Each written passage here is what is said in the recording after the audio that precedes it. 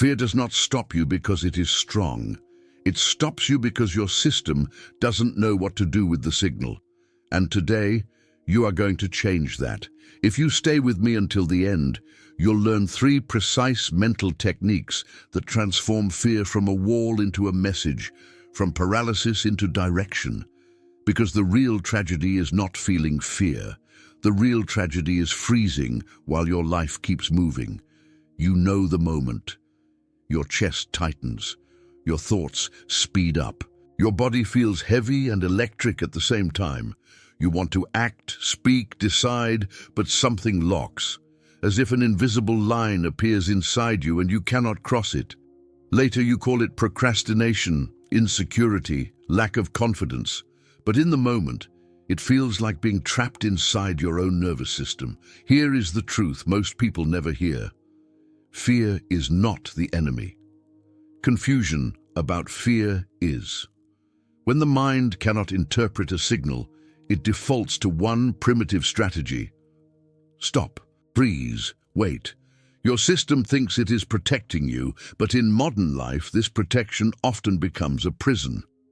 The first technique is about decoding fear instead of fighting it. Most people respond to fear with resistance.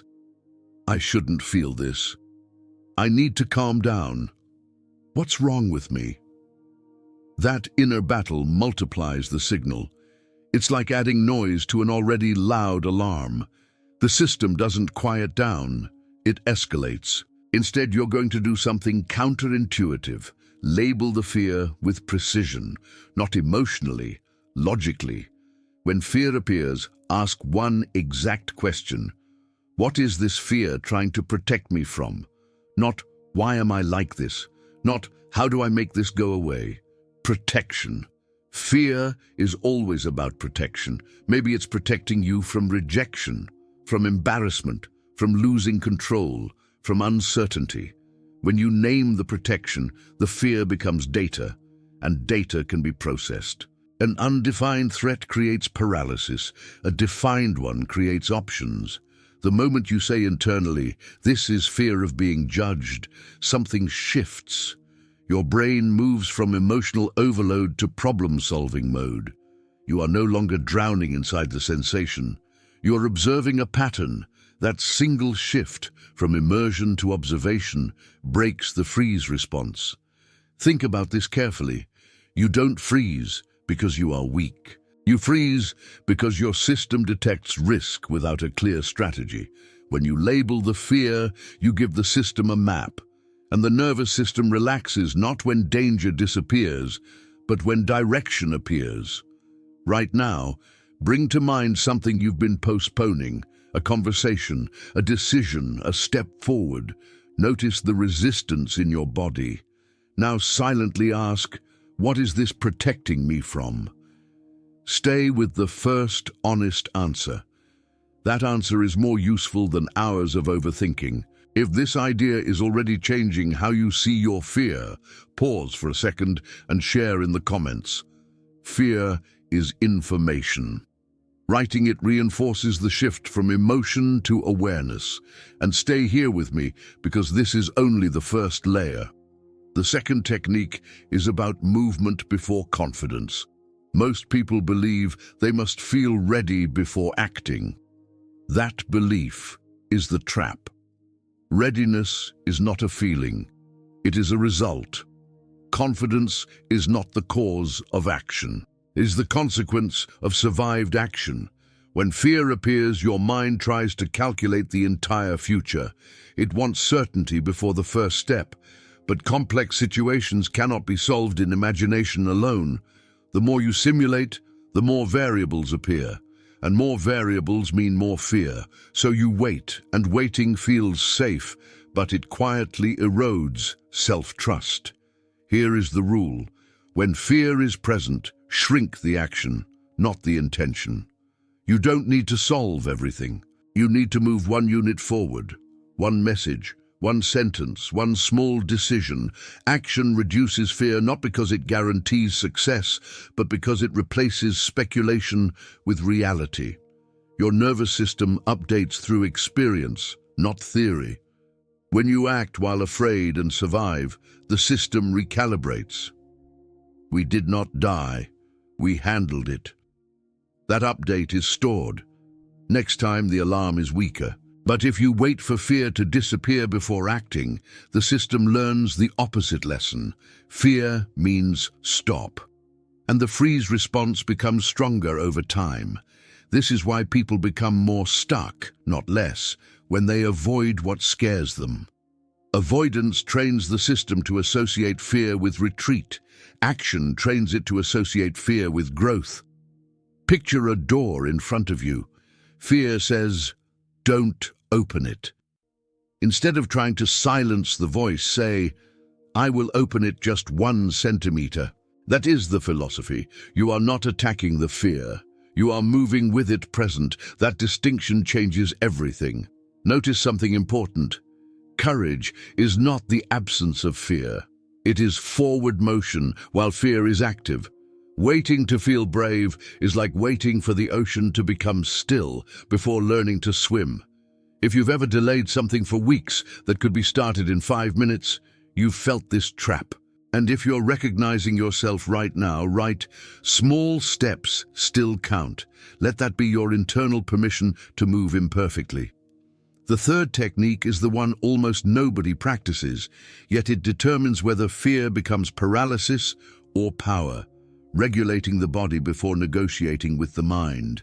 When fear rises, people try to think their way out. But fear is first a physiological state, then a story. Your breathing shortens, muscles tighten, heart rate shifts, blood flow changes. In that state, your brain is not optimized for nuanced decisions. It is optimized for survival reactions. Trying to reason while your body is in alarm is like trying to do mathematics during an earthquake. So you reverse the order. Before analyzing, you stabilize. One simple method: lengthen the exhale. Inhale normally. Exhale slower than you think you need to.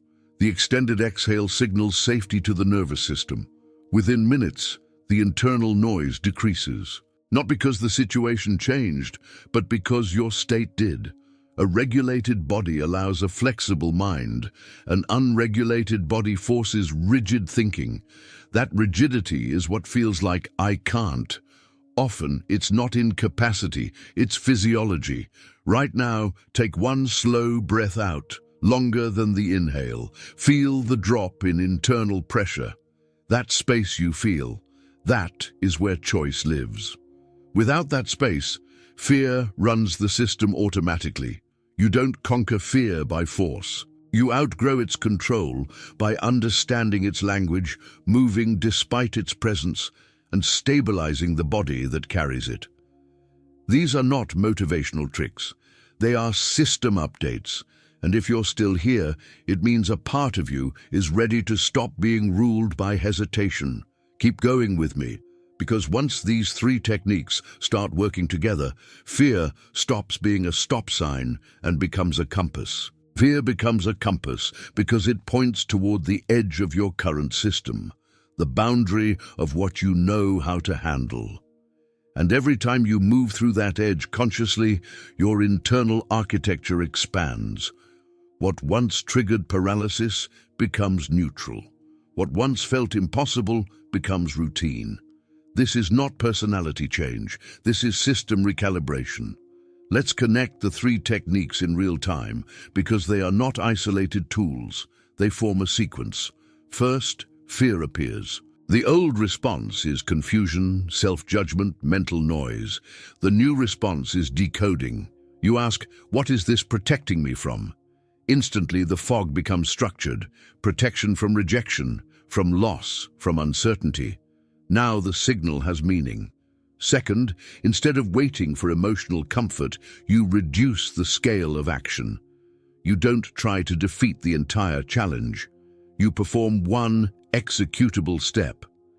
This shifts your system from theoretical danger to lived data. Reality is almost always less catastrophic than imagination. Each small survival becomes evidence. Evidence rewrites internal predictions. Third, You regulate the body before engaging the mind deeply, because an unregulated system will interpret every scenario as threat. When you slow the exhale, release the jaw, drop the shoulders, you are not calming down in a vague sense. You are sending a specific neurological message, not immediate danger. That message unlocks cognitive flexibility. When these three processes run together, something profound happens. Fear stops feeling like a command and starts feeling like a notification. A notification does not control you. It informs you. Think of your mind as software running on biological hardware. Fear is an alert system, but many people treat alerts as fatal errors. An alert simply says, "Attention required." The freeze response happens when the system detects an alert but has no procedure attached. No procedure means shutdown. You are installing procedures. Label the protection. That's a cognitive procedure. Take one small step. That's a behavioral procedure. Regulate the exhale. That's a physiological procedure. Now, when fear appears, the system does not stall. It executes. Most people live with outdated fear protocols installed in childhood or early failure. Protocols like, if there is risk, retreat. If there is uncertainty, wait. If you feel exposed, hide. Those protocols once served a purpose. But today, they sabotage growth. The tragedy is not having fear. It's running obsolete code without realizing it. Here's something crucial. Paralysis feels like incapacity, but it is actually overload. Too many imagined outcomes, too much self-evaluation, too much prediction. Overload shuts systems down. Clarity reactivates them. That's why precision matters. "I'm scared" is vague. "I'm afraid of looking incompetent" is precise. Precision reduces cognitive load. When load drops, movement becomes possible. You may notice resistance even to these techniques. A voice saying, "This won't work for me." That voice is also protection. Protection from disappointment, from trying and failing again. Notice the pattern. Fear protects not only from external risk, but from emotional memory. When you understand this, you stop treating yourself as broken and start treating your system as cautious. Caution is not weakness. It's misdirected intelligence. There is another shift that happens when you stop freezing in fear. Self-trust rebuilds. Every time you act while afraid and survive, you send a signal to yourself. "I can handle discomfort." That message is more powerful than motivation. Motivation fluctuates. Self-trust accumulates, and self-trust changes how fear feels. It doesn't disappear, but it loses authority. It becomes background noise instead of a controlling voice. Consider how different life looks when fear no longer dictates your timing. Conversations happen earlier, decisions happen sooner. Opportunities are not endlessly analyzed until they expire. Your life speed aligns more with reality and less with internal hesitation. That alone changes trajectories. But this is not about becoming reckless. It's about becoming responsive instead of reactive. Reactive systems freeze or flee. Responsive systems evaluate and move. Right now, think of one area where fear has been quietly delaying you, not dramatically, subtly, a project waiting, a boundary unspoken, a direction postponed. Don't think about the full leap. Identify the 1 centimeter move, the smallest visible action. That is where your system update begins. And if this is resonating deeply, take a moment and write in the comments. "I move even when afraid." That sentence is not performance. It's a declaration your nervous system hears. Repetition shapes identity more than intention. Understand something important. Mastery over fear is not emotional domination. It's procedural familiarity. Pilots are not fearless. Surgeons are not fearless. They have procedures. Procedures reduce chaos. Chaos is what amplifies fear. You are building internal procedures. Over time, the distance between fear appearing and action happening becomes shorter.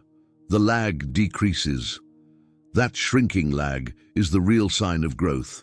Not the absence of fear, but the speed of recovery from it.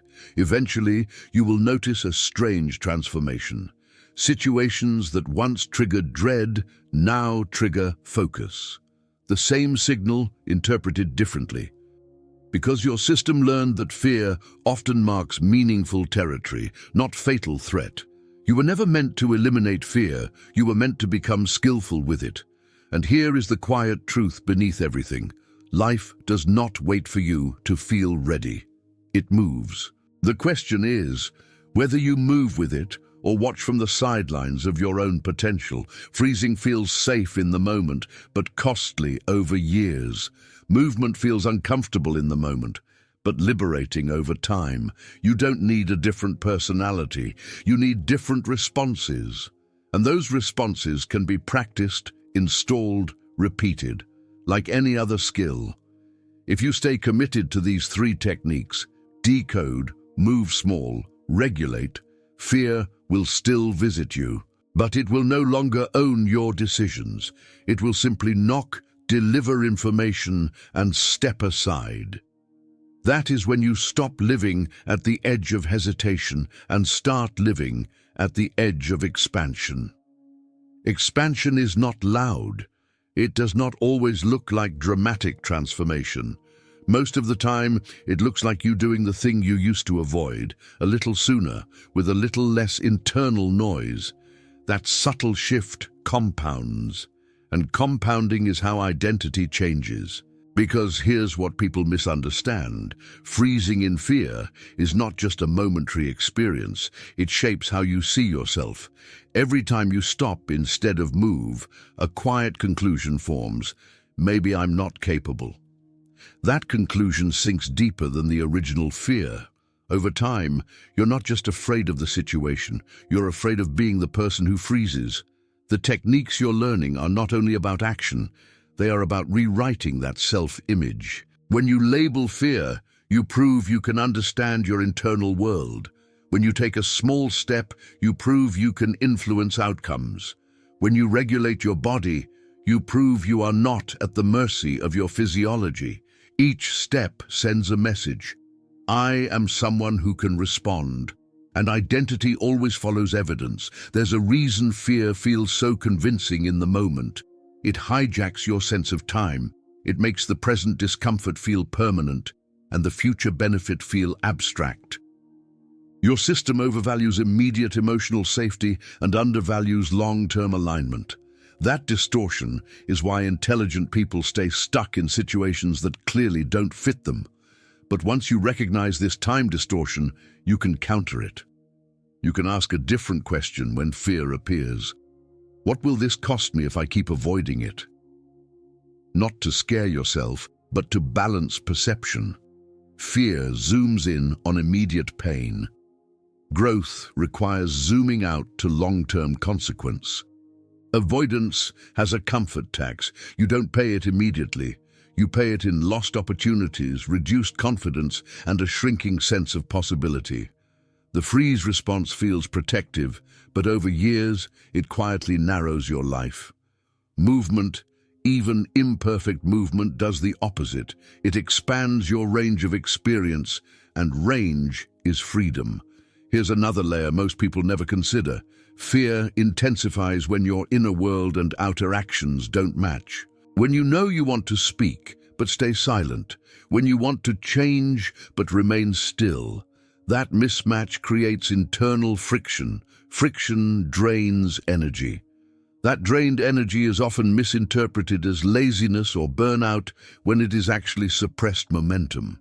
Your system wants coherence, thoughts, emotions, and actions aligned in the same direction. When alignment increases, energy returns. That's why after finally doing something you've postponed, you often feel relief, not because it was easy, but because the internal split closed. So these techniques are also alignment tools. Fear says, danger. You respond, information. Fear says, wait. You respond, one step. Fear says, something is wrong. You respond, regulate first, then decide. That sequence preserves energy instead of draining it.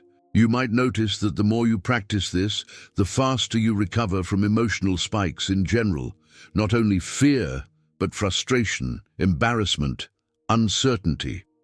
Because you are no longer interpreting emotional activation as catastrophe. You see it as system activity, signals moving through. Signals pass faster when not resisted. Let's get practical again. The next time you feel that familiar freeze starting, the heaviness, the mental fog, the urge to delay, don't try to power through with force. Force creates inner opposition. Instead, slow down for a moment and run the sequence deliberately. Name the protection, out loud if possible. This is fear of failing. This is fear of being seen. Language organizes experience. Then, choose the smallest meaningful action that moves you toward the situation, not away from it. It might feel almost too small, that's correct. Small enough to be done while afraid. Then, take 3 slow, extended exhales. Feel the shift in your chest, your shoulders, your jaw. You are not erasing fear. You are lowering its volume so you can think. After you act, notice what happened. Not the fantasy outcome, the real one. Did you survive? Did the world end? Did you gain information? That reflection is the final piece. It locks in learning. Without reflection, your system may miss the update. Over time, fear stops being a stop signal and becomes a direction indicator. It points toward growth edges, conversations that matter, decisions that define your path. Instead of asking, "How do I avoid this feeling?" you begin to ask, "What is this feeling pointing me toward?" That is a radical shift in orientation. You don't eliminate fear, you repurpose it. And there is something deeply empowering about realizing that the sensations that once trapped you are the same ones that can guide you. The racing heart before a difficult talk, the tension before a new step. Those signals are energy mobilizing. Without interpretation, they feel like threat. With skill, they become fuel. If this is landing for you, take a moment and write, "Fear can guide me." That statement rewires the association between activation and avoidance. And stay engaged with this work, not just as ideas, but as practice. Because ultimately, not freezing in fear is not about becoming fearless. It's about becoming responsive, regulated and deliberate. It's about trusting that you can face internal storms without shutting down. And when that trust grows, your world grows with it. Opportunities feel less intimidating. Challenges feel more navigable. You stop waiting for a future version of yourself to be ready, and you start moving as you are. That is the moment where potential stops being theoretical and starts becoming lived reality. Lived reality is built in moments that don't look heroic at all. A message sent while your hands feel slightly tense. A decision made while doubt is still whispering. A boundary spoken with a shaking voice. These are not cinematic victories, they are internal turning points, and enough of them, accumulated quietly, change the entire direction of a life. Most people imagine transformation as a surge of certainty, a day when fear disappears and confidence takes over. That day rarely comes. What actually happens is subtler. Your tolerance for discomfort increases, and tolerance is power. Because the more emotional intensity you can experience without shutting down, the more situations become accessible to you. Freezing is not caused by fear alone. It is caused by the belief that you cannot handle the feeling fear brings. So your system tries to escape the feeling by avoiding the situation. But when you prove, again and again, that you can feel fear and still function, the feeling loses its threat quality. It becomes intense, but not intolerable. That distinction is everything. There's another dimension to this. The relationship between fear and meaning. The situations that scare you most often carry the highest personal significance. Speaking honestly, changing direction, being visible, setting limits. Fear clusters around identity-defining actions. If you avoid fear completely, you don't just avoid discomfort, you avoid becoming who you could be. Think about that carefully. A life with zero fear would also be a life with very little growth, risk, or depth. So the goal is not comfort, the goal is capacity. Capacity to feel, capacity to act, capacity to recover. When you build these capacities, you no longer experience fear as a stop sign. You experience it as activation before expansion. The same way muscles burn before strengthening, your system activates before adapting. Here's something important. Every time you move through fear, your future self becomes slightly more available, not a different person, a more accessible version of you. The conversations you once rehearsed endlessly start happening more naturally. The decisions you delayed start feeling clearer, not because life got easier, but because your internal resistance got lighter. And resistance consumes enormous energy. You know this feeling, being exhausted not from what you did, but from what you avoided. Mental loops, postponed actions, imagined scenarios. That hidden labor drains more than actual effort. When you act, even imperfectly, you close loops. Closed loops restore energy. So paradoxically, facing fear often leaves you less tired than avoiding it. You might still wonder, but what if I fail? That question hides an assumption that failure is worse than stagnation, but stagnation is just slow, invisible failure. Failure from action teaches, adjusts, refines. Failure from inaction erodes confidence without offering lessons. When you take a step and it doesn't go as hoped, you gain data. Data improves your model of reality. When you avoid stepping, you gain nothing but prolonged uncertainty, and uncertainty feeds fear. So movement, even when messy, reduces long-term fear. Avoidance preserves it. Another shift happens when you stop freezing.